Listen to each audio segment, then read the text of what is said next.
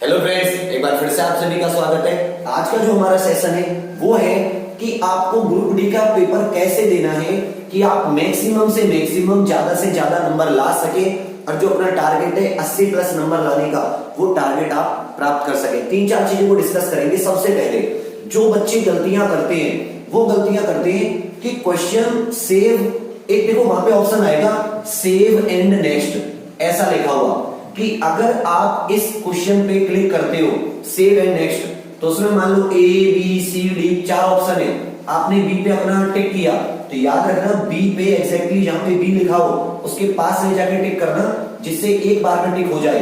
फिर आप save and next करना। जैसे ही सेव एंड नेक्स्ट करोगे तो जहां पे आपके क्वेश्चंस होंगे वहां के सीधे हाथ की तरफ एक इस तरह का कॉलम होगा, उसमें 1 2 3 4 5 6 इस तरह से क्वेश्चन लिखे होंगे। जो आपने ठीक कर दिए हैं उन क्वेश्चंस पे ग्रीन हरा रंग हो जाएगा, जो आपने नहीं किए उन क्वेश्चंस पे लाल रंग हो जाएगा। ठीक है, तो जो लाल रंग वाले क्वेश्चन है अगर आपके पास टाइम बचे 90 मिनट में कुछ समय बचे तो आप डायरेक्ट उस लाल वाले क्वेश्चन पे क्लिक करना। जब आप लाल वाले क्वेश्चन पे क्लिक करोगे तो डायरेक्ट आप उस क्वेश्चन पे पहुंच जाओगे जो 30 32 जो भी क्वेश्चन आपने बीच में छोड़ा होगा जिसका आंसर नहीं किया होगा।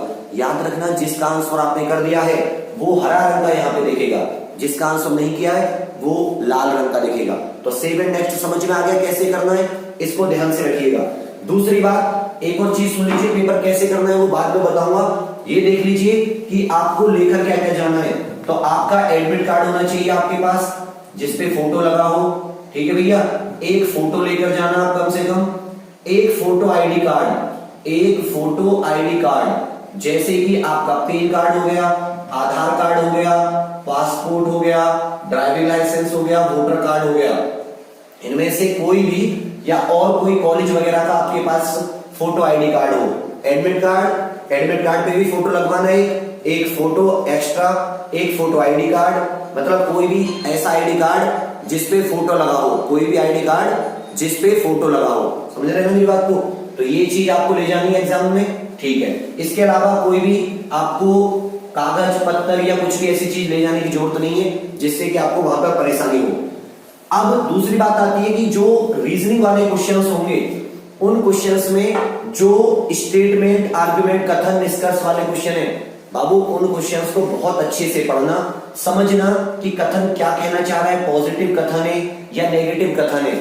जैसे एक क्वेश्चन आ सकती है, जैसे क्वेश्चन एक सिंपल सा क्वेश्चन कह सकते हैं कि सरकार को रोड के जो सेफ्टी के नियम है उनको कड़ाई से लागू करना चाहिए, ट्रैफिक नियमों को कड़ाई से लागू करना चाहिए।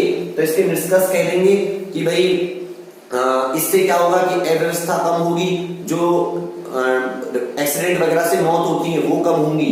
तो इसका मतलब ये दोनों के दोनों जो कंक्लूजन निष्कर्ष थे ये सही है, ये पॉजिटिव है। तो आप अपने दिमाग में बहुत अच्छे से इन क्वेश्चंस को करने की कोशिश कीजिएगा।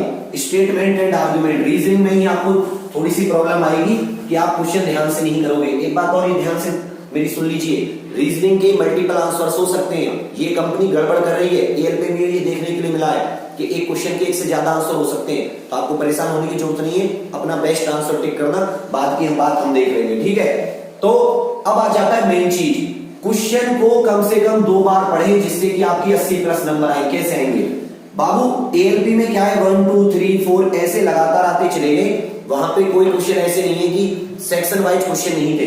तो हम मान के चल रहे हैं कि आपके लिए भी सेक्शन वाइज क्वेश्चन नहीं है। तो मान लेता हूं कि मेरा पहला क्वेश्चन आ गया, बीसी रॉय अवार्ड किसको मिला है? तो आपने लगा दिया डॉक्टर बी के मिश्रा। बीसी रॉय अवार्ड किसको मिला है? डॉक्टर बी के मिश्रा। दूसरा क्वेश्चन आ गया कि ए की सैलरी बी से 10% ज्यादा है तो बी की सैलरी ए से कितने परसेंट कम है? तो सिंपल, आपको सिंपल क्वेश्चन को 2-3 बार पढ़ना है। ए की सैलरी ज्यादा बता रहा है या बी की? जब आप ये बता दो कि ए की सैलरी बी से 10% ज्यादा है तो ए की होगी 110, बी की होगी 100। अब इससे किसकी ज्यादा है, उसकी कितनी कम है? तो जिससे कम है, बी की किससे कम है? ए से। तो ए वाली को नीचे रख के क्या कर देते हैं, सॉल्व कर देते हैं। तो इस तरह से क्वेश्चन को आप दिमाग में लगाइएगा। 11 1/9 इस तरह से आप क्वेश्चंस को दिमाग में अच्छे से पढ़ के चीजों को लगाइएगा। इसी तरह तीसरा क्वेश्चन आ जाता है, आपको कोई सीरीज दे रखी होती है तो सीरीज में गुणा भाग प्लस माइनस हाफ करके अच्छे से लगाना। हो सकता है कोई फिगर के क्वेश्चन दे रखे हो कि एक एरो ऐसे जा रहा है, एक एरो ऐसे जा रहा है, एक एरो ऐसे जा रहा है, तो अगला कैसे जाएगा, ऐसे ही जाएगा। तो इस तरह से आप बाबू क्वेश्चन को पढ़ते चलना, पढ़ते चलना, पढ़ते चलना। 90 मिनट है साइंस और जो करंट अफेयर के क्वेश्चन है, इन क्वेश्चंस में तो आधा सेकंड से एक में भी ज्यादा नहीं लगनी चाहिए, आधी सेकंड अच्छे से पढ़ा। जैसे साइंस में आ जाएगा कि जो आपका इंसुलिन हार्मोन है ये किसके काम में आता है, तो ग्लूकोज कंट्रोल करने के काम में आता है। तो इसको पढ़ने में समय नहीं लगना चाहिए, अच्छे से पढ़ के आंसर देना, एक एक चीज को बहुत ध्यान से पढ़ना है। तो साइंस एंड करंट अफेयर तो आपको आधा सेकंड देना है। मैथ के क्वेश्चन में भी आपको कम समय देना है, मैथ के क्वेश्चन में भी आपको कम समय देना है, लेकिन जो रीजनिंग के क्वेश्चन है उसको थोड़ा सा अच्छे से पढ़ना है। फॉर्मूला वगैरह लगाकर मैथ में अच्छे से आपको चीजों को करना है। मैं गारंटी कह रहा हूं, मैं इतनी आपको विश्वास दिला रहा हूं कि ज्यादा से ज्यादा 20 क्वेश्चन, ज्यादा से ज्यादा टाइम का पूरा ध्यान रखना है। वहां पे टाइम चलता रहता है कंप्यूटर स्क्रीन पे, तो आधा सेकंड से ज्यादा आपको टाइम नहीं देना है। मैं इस पे रीजनिंग और उस पे करंट अफेयर और साइंस पे, तभी आप खींच कर, अब आप क्या करो, मान लो आपको बीच में क्वेश्चन नहीं आ रहा, छोड़ दो, पहला आ रहा है, दूसरा नहीं आ रहा, तीसरा, चौथा, पांचवा नहीं आ रहा, तो वहां पे परेशान। एक बार आपने पढ़ा, थोड़ा सा दिमाग में आया, दूसरी बार पढ़ा, दूसरी बार पढ़ने पर भी वो समझ में नहीं आ रहा, छोड़ के छठे पे चल जाना। आप क्या करना, जब आप पहला राउंड 1 से 100 क्वेश्चन कर लो, फर्स्ट राउंड में जब आप 1 से 100 क्वेश्चन तक पहुंच जाओ, 1 to 100 क्वेश्चन, तो बाबू आप क्या करना कि इसमें कम से कम आपके 60 क्वेश्चन सही होने चाहिए मिनिमम। पहली बार में आपके एक बार पढ़ने पे 60 क्वेश्चन अच्छे से पढ़कर सही होने चाहिए। अब आपके बच गए 40 क्वेश्चन, 20 क्वेश्चन और करने आपको 80 तक। तो बाबू ये 60 क्वेश्चन आप कोशिश करना 50 मिनट से कम टाइम में करने की। आपके पास 40 मिनट बचेंगी और 40 क्वेश्चन बचेंगे, और इस 40 में से सिर्फ आपको 20 क्वेश्चन करने हैं। और मेरा पूरा विश्वास है कि आप 20 क्वेश्चन इसमें से कर लोगे, 60 यहां पर, 20 यहां पर, आपके 80 प्लस क्वेश्चन हो गए। किसी भी बोर्ड में चले जाइएगा आप, हालांकि जैसे चंडीगढ़ हुआ, इलाहाबाद हुआ, इसमें थोड़ा और ऊपर करने की कोशिश करना, क्योंकि इसमें एक राउंड है, एएलपी के जैसा इसमें कम 2 राउंड नहीं है, इसमें एक राउंड है, कंपटीशन ज्यादा है। तो मैं चाहता हूं कि अगर आप फिजिकल की तैयारी करो तो आपके दिमाग पे मेरिट का बोझ ना रहे, अरे यार मेरे नंबर तो कम है, अगर मैं फिजिकल दूं तो क्या मैं फाइनल मेरिट में आऊंगा, तो ये सब टेंशन ही खत्म हो जाए।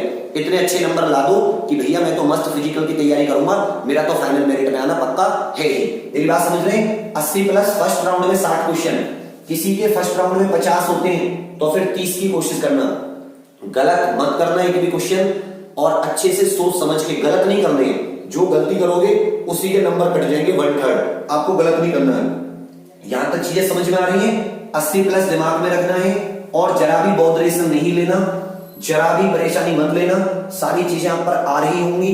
बस आपका समय कैसा है उस दिन, कैसा आपने दिमाग पे टेंशन तो नहीं लिए, दिल आपका मजबूती से गए हो, तो आराम से आपका पेपर बहुत अच्छे से जाएगा, मेरा पूरा विश्वास है। फिर से बता रहा हूं, जो क्वेश्चन आप पर नहीं आ रहा है, जो आप छोड़ रहे हो, जैसे तीसरे को छोड़ रहे हो, छठे को छोड़ रहे हो, तो यहां पर लाल रंग में दिखेंगे। वो कैसे दिखेंगे? लाल रंग में। जब आप 40 मतलब एक राउंड पूरा कर लो, वापस आना, लाल रंग पे टिक करते जाना, आपको क्वेश्चन मिलते रहेंगे, समय भी आपका बचेगा। तो जैसे जैसे इस पेपर में जो जो बारीकी होती है वो सब मैंने आपको बता दी। जो हरे रंग होगा, हरा रंग, उसका मतलब वो क्वेश्चन आपका सेव है अच्छे से।